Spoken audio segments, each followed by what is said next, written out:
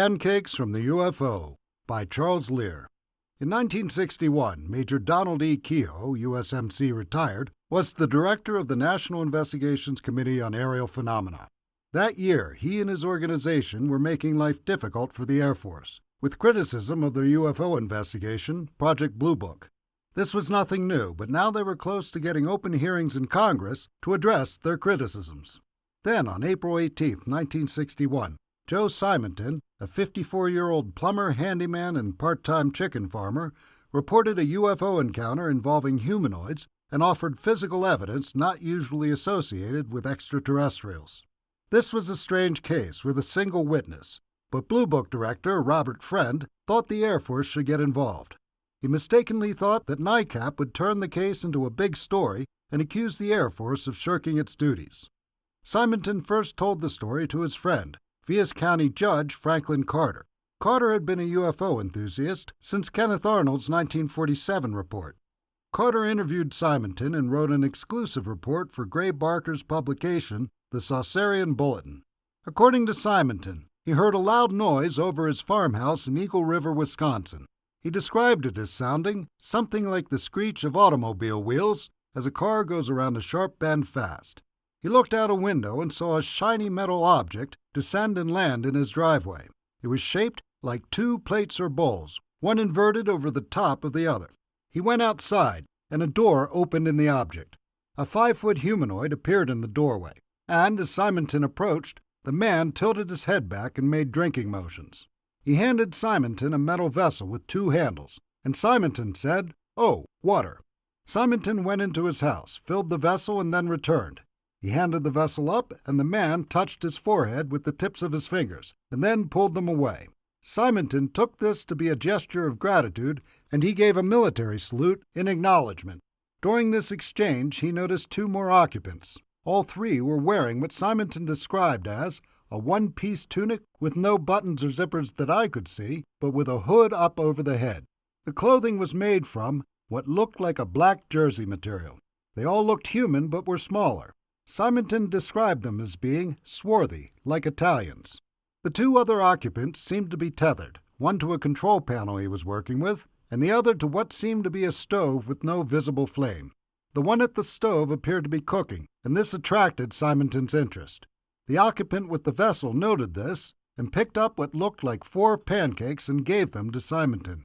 He then shut the door, and Simonton could barely see a trace of where it had been.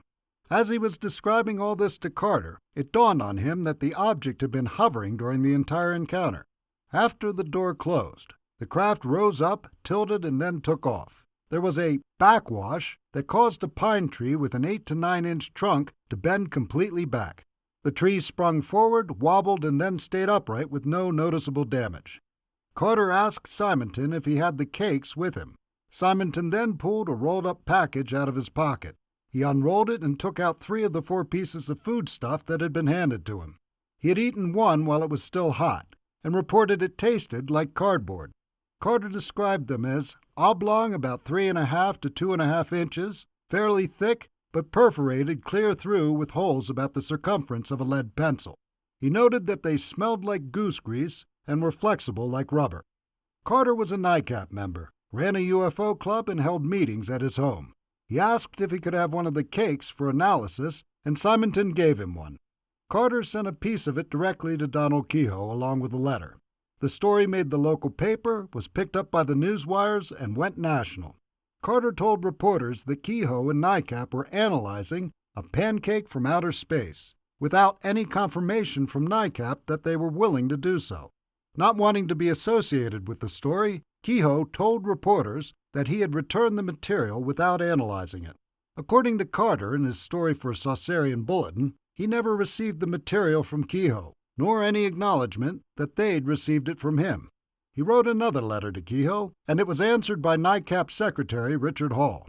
Hall explained that NICAP was engaged in very important liaison work with Congress, and they did not propose to compromise this work for the sake of an unproven and, you must admit, fantastic-sounding claim. Adding to the insult, the material was still not returned.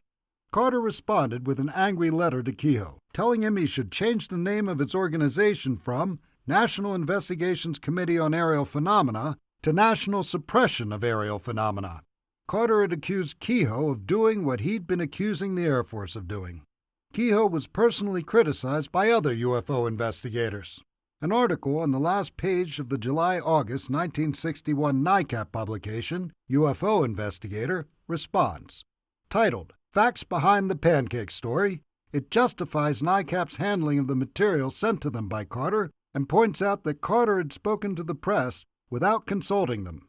It then tells the story of the material's journey into the hands of Civilian Saucer Intelligence of New York member Lex Mebane, who was then a NICAP advisor as well. The cake was sent to NICAP board member Professor C.A. Maney, who was planning to give it to his colleague, chemistry professor Nathan Meltz. Meltz fell ill and died, and it was sent back to NICAP. NICAP then sent it to Mebane, who was a chemist himself, and he did a preliminary test to identify the fat content. He identified it as hydrogenated oil. He wanted to do a chromatographic analysis that would cost $100, and an isotopic examination that would cost $180. It is explained in the article that, due to NICAP's financial difficulties, we do not feel justified now in spending $300 on additional pancake analysis, when more urgent projects require funds. Robert Friend heard about the case on April 26th from the Duluth, Minnesota Air Defense Sector. He then spoke with Carter, who told him that he'd sent material to Keyhoe and NICAP. Friend called scientific consultant J. Allen Hynek at around 10:45 a.m. and said he thought it would be advisable to learn more about the case before NICAP turned it into a big story. Hynek agreed to fly out immediately. He took along 2 Northwestern University graduate astronomy students, Walter Weller and John Tumlin. They located Simonton and interviewed him at his farm. He repeated his story, and it was consistent with what had been published in the various accounts. They went to dinner, and Hynek attempted to draw him out on various topics.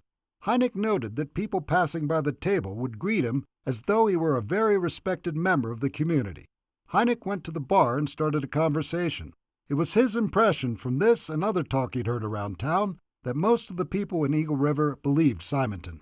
Hynek's biggest problem with the case is that it involved a single witness. He advised that the Air Force should hold to the practice of not investigating such cases, and that this should be noted when discussing this case. He added that the Air Force should state that this particular case was only investigated because of its possible nuisance value. Simonton gave Hynek a sample of one of the pancakes. It was sent to the Food and Drug Administration, where a microscopic analysis showed the presence of fat, starch, buckwheat hulls, wheat bran, and soybean hulls.